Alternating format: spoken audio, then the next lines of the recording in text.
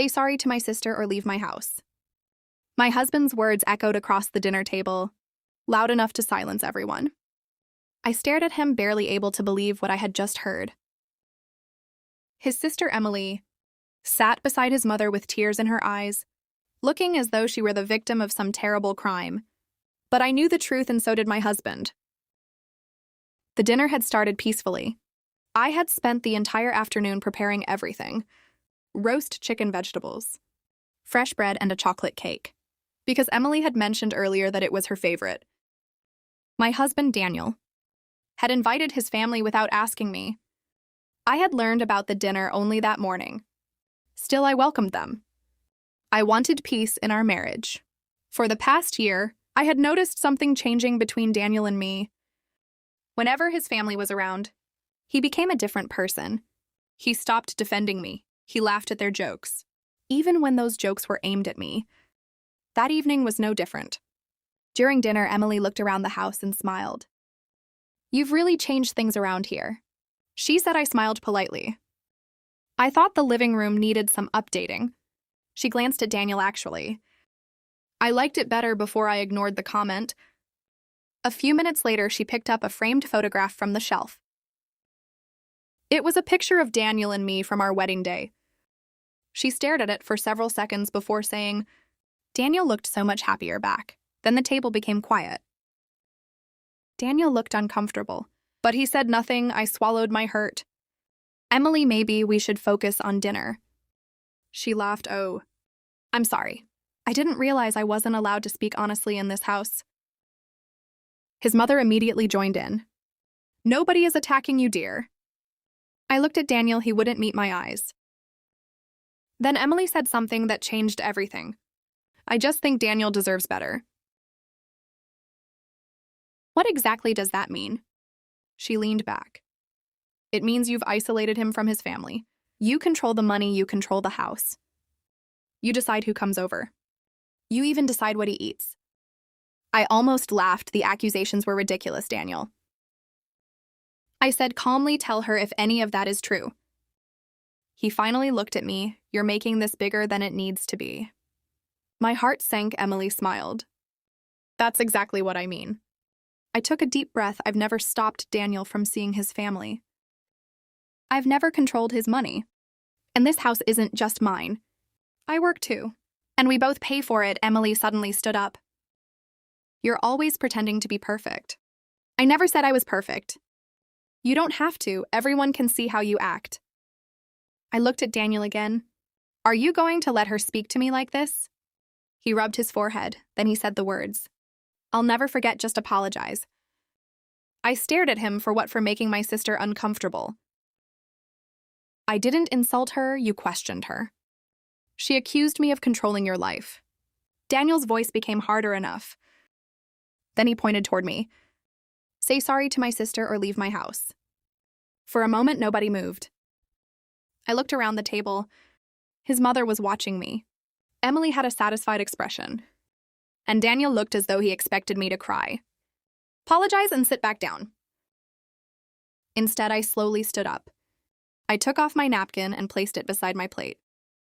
"Fine," Emily smiled. Daniel sighed with relief. But I wasn't finished. "Oh, leave." His smile disappeared. "What?" "You told me to leave your house." I walked toward the hallway.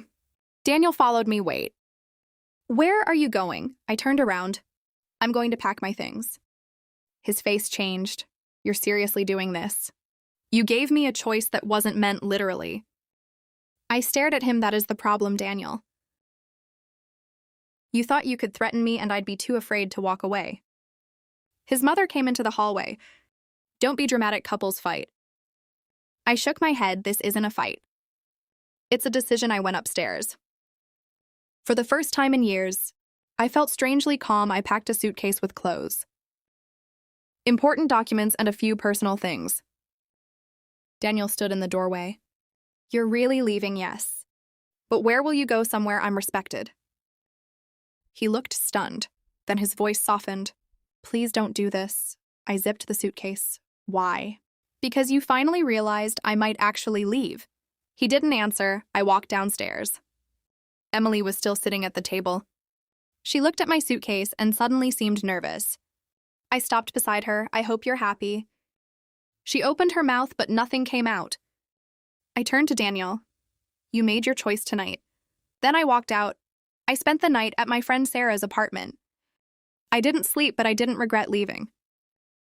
The next morning, I received 12 missed calls from Daniel. Then messages began arriving. Please come home, I was angry. I didn't mean it, we need to talk. I didn't respond by afternoon. Sarah showed me something. Daniel had sent her a message too. He had finally admitted what I had known for months. His sister had been manipulating him. Apparently, Emily had been angry because Daniel had refused to give her money for a business idea. She had blamed me, telling him that I was controlling him and keeping him away from his family.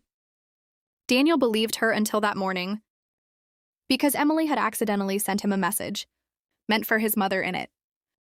She wrote that she was finally going to get that house back under the family's control. Daniel realized what was happening. The dinner had never been about an apology. It had been a test they wanted to see whether I would submit. And Daniel had failed me 2 days later. He came to Sarah's apartment. He looked exhausted. I was wrong. He said I said nothing. I should have defended you. Yes, I embarrassed you in front of everyone. Yes, I chose my sister over my wife. I looked at him and you told me to leave. His eyes filled with tears. I know for the first time I saw genuine regret on his face. But regret wasn't enough. I don't know if I can come back. I told him I understand. He handed me a folder. Inside were copies of our financial documents and the house papers. I put everything in writing. He said the house is ours equally. Nobody can take it from you, and I'm setting boundaries with my family. I looked at him carefully. Why now? Because you leaving made me realize something. What? That I was so afraid of losing my family, that I forgot I was destroying my marriage. His words touched me, but I didn't immediately forgive him. Forgiveness isn't something someone earns by saying I'm sorry once. It takes actions. Weeks passed. Daniel kept his promises. He stopped allowing his family to disrespect me. He refused Emily's financial demands. He attended counseling with me, and for the first time listened without defending himself. Eventually, I returned home. But things were different. There were boundaries now. And there was one rule Daniel never forgot.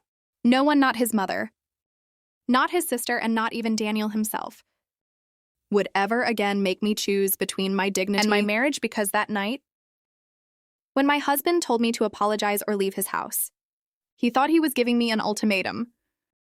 Instead, he gave me something far more valuable: the courage to stand up for myself. Sometimes walking away isn't the end of a marriage. Sometimes it's the only way to make someone understand what they were about to lose.